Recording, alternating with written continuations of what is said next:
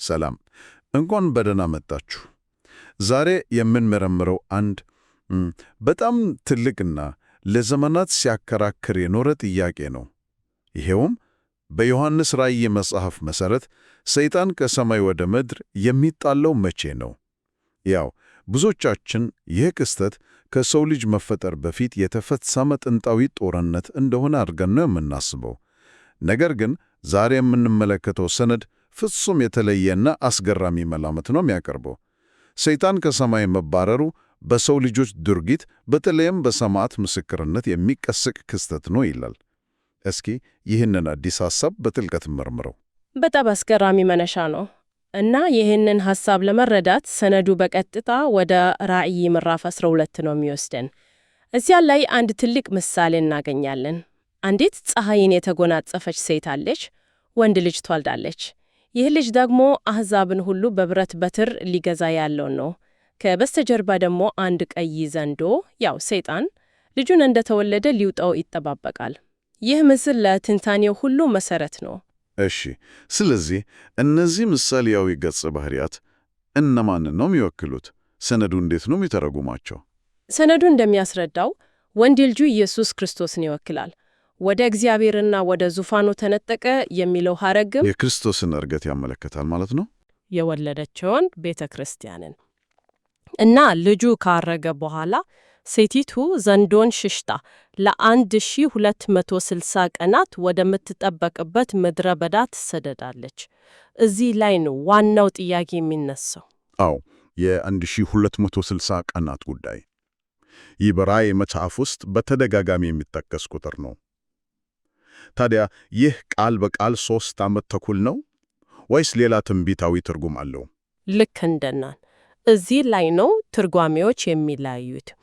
አንደኛውና ታዋቂው አካሄድ ቀንን ለዓመት የመተርጎም መርህን መጠቀም ነው። ይህ መርህ እንዲሁ በደፈናው የመጣ አይደለም።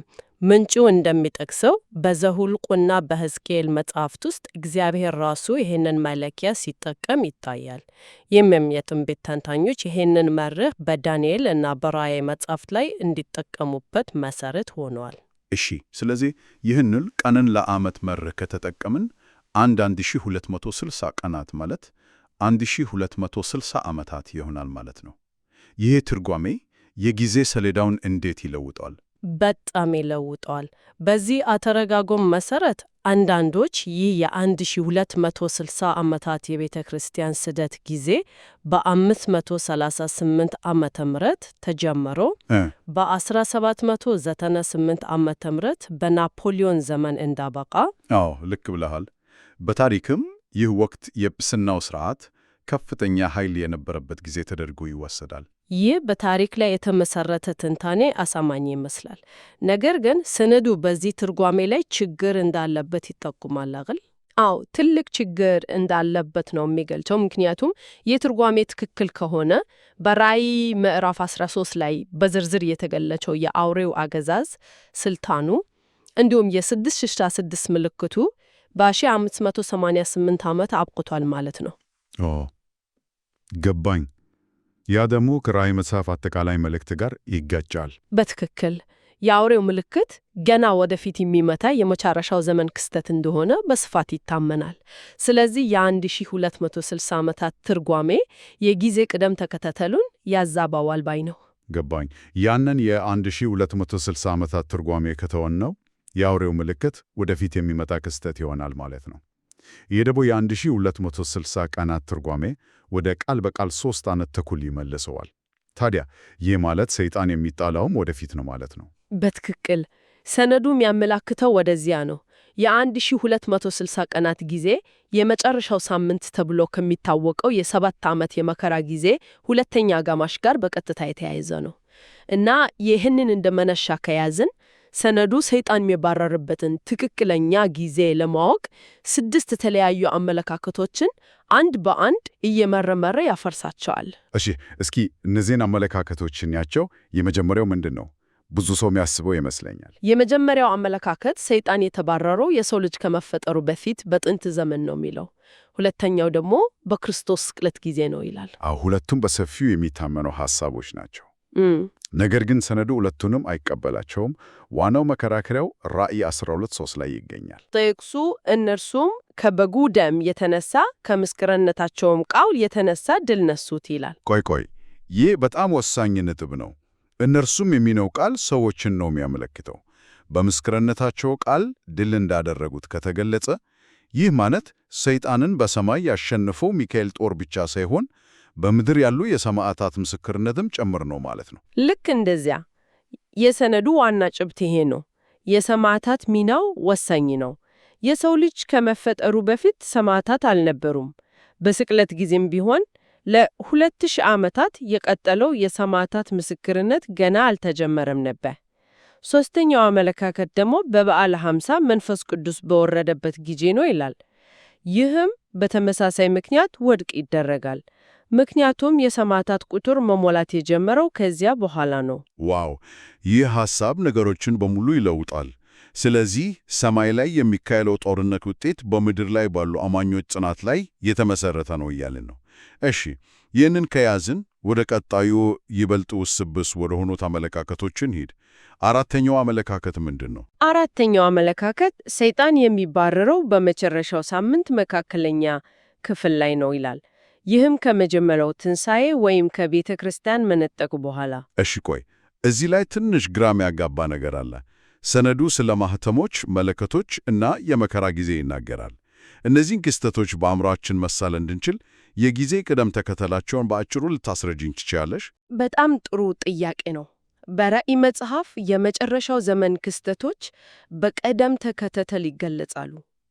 በመጀመሪያ 7 ማህተሞች ይፈታሉ። ከዚያ 7 መለከቶች ይነፋሉ። በመጨረሻውም 7 የቁጣ ጸሐሎች ይፈሳሉ።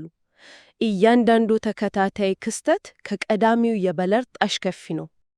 እና አራተኛው አመለካከት የሚለው ሰይጣን የሚጣለው አማኞች ከተነጠቁ በኋላ በእነዚህ ክስተቶች መሃል ነው የሚል ነው። ታዲያ የዚህ አመለካከት ችግር ምንድን ነው? ትልቁ ችግር የሎጂክ ነው። ሰነዱ እንደሚጠየቀው አማኞች በሙሉ ከተነጠቁ በኋላ በምድር ላይ ማንም ከሌለ በራእይ 33 ላይ የተጠቀሰው አውሬ ማንን ሊያሳድድ ነው? ልክ ነው። የአውሬው ምልክት እንዳይቀበሉ ሰዎችን የሚያስገድደውስ ማንን ነው?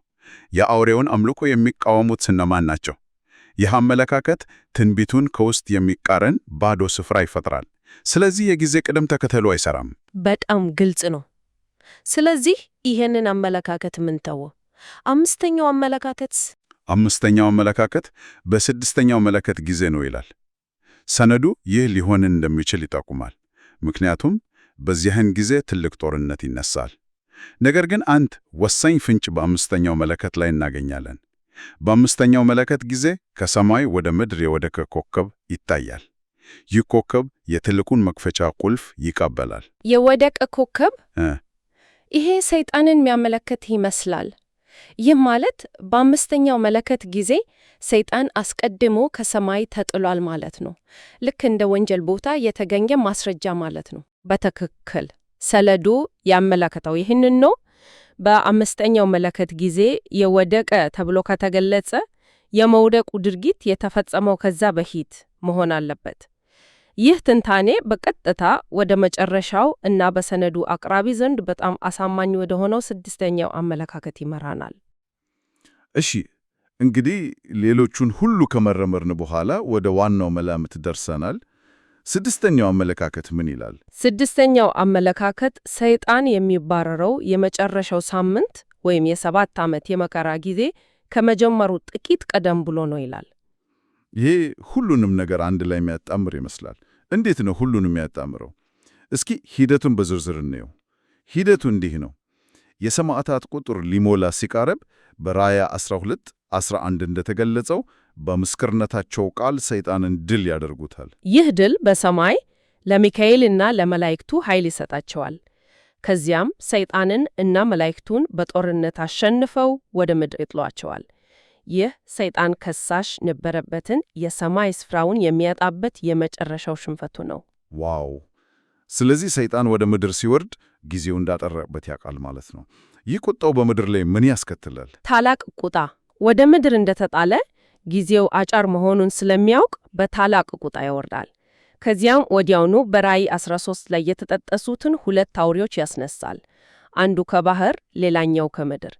የእነዚህ አውሬዎች መነሳት የ42 ወራት ወይም የ1206 ቀናት የታላቁ መከራ ዘመን መጀመሩን ያመለክታል። በዚህ ጊዜ ነው የአውሬው ምልክት የሚተገበረው፣ ቅዱሳንም የሚሰደዱት። አዎ፣ ሁሉም ነገር ቦታውን እየያዘ ነው። ስለዚህ ሰይጣን ከሰማይ መባረሩ የመከራው ዘመን መንስኤ እንጂ በዘመኑ መካከል የሚፈጸም ክስተት አይደለም። ይህ መባረር ነው ሁሉንም ነገር የሚያስጀምረው። ሰነዱ ይህ የሆነበትን ጊዜ ይበልጥ በትክክል ለመጥቆም ይሞክራል አደለ? አመለካከት 6:1 እና 6:2። አዎ፣ ይህንን ትልቅ ክስተት ይበልጥ ለማጥበብ ይሞክራል። የመጀመሪያው ንዑስ አመለካከት 6:1 መባረሩ የሚከናወነው በአምስተኛው ማህተም ጊዜ ነው ይላል። ምክንያቱም በአምስተኛው ማህተም ጊዜ የሰማያታት ነፍሳት ጌታ ሆይ እስከ መቼ እያሉ ይጮኻሉ። ይህ ጩኸት የሰማያታት ቁጥር ሊሞላ መቃረቡን ያሳያል። ስለዚህ የሰማያታቱ ጩኸት ነው በሰማይ ያለውን ጦርነት የሚቀሰቀሰው ማለት ይቻላል። በጣም ትክክለኛ አገላለጽ ነው። ሁለተኛው ንዑስ አመለካከት 6:2 ደግሞ መባረሩ በአምስተኛው መለከት ጊዜ ውጤቱ ይታያል ይላል። ምክንያቱም ቅድም እንዳልነው በዚህ ጊዜ ከሰማይ የወደቀ ኮከብ ያው ሰይጣን የጥልቁን መክፈቻ ቁልፍ ሲቀበል እናያለን። ይህ የሚያሳየው መባረሩ ተፈጽሞ አሁን በምድር ላይ ጥፋቱን እንዲጀምር ስልጣን እንደተሰጠው ነው። ታዲያ በአምስተኛው ማህተም እና በአምስተኛው መለከት መካከል የትኛው ነው ትክክለኛው ጊዜ? ምንጩ እንደሚደመጥመው ሁለቱ ክስተቶች የአንድ ሂደት 2 ገጽታዎች ናቸው።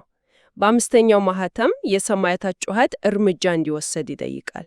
በአምስተኛው መለከት ደግሞ የተወሰደው እርምጃ ውጤት የወደቀው ሰይጣን በግልጽ ይታያል። ስለዚህ በሁለቱ መካከል ያለው ጊዜ በጣም አጭር ነው። ሰይጣን የሚጣለው በዚች አጭር የጊዜ መስኮት ውስጥ ነው ማለት ነው። ይህ ሁሉ ከተፈጸመ በኋላ የትንቢቱ መጨረሻ ምንድን ነው? ሰይጣን ወደ ምድር ከተጣለና የአውሬውን አገዛዝ ከጀመረ በኋላ የመጨረሻውን እና ከባዱን ጥቃቱን በአማኞች ላይ ይፈጸማል።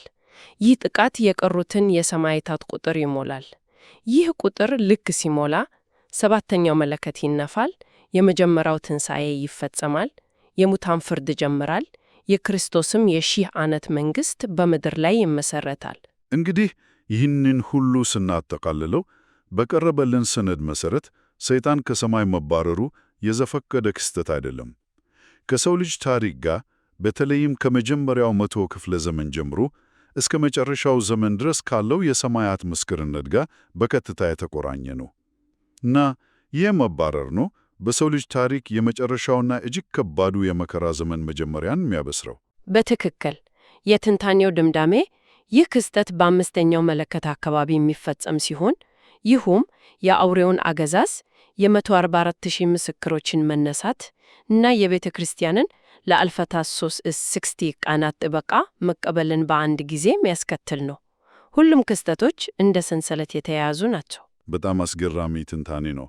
ሰነዱ በመጨረሻ አንድ ነጥብ ያነሳል። ይህም ስለ ክፋትና ስለ መለኮታዊ ቁጥጥር ያለንን ግንዛቤ የሚፈታተን ነው። አዎ፣ በጣም ወሳኝ ነጥብ ነው።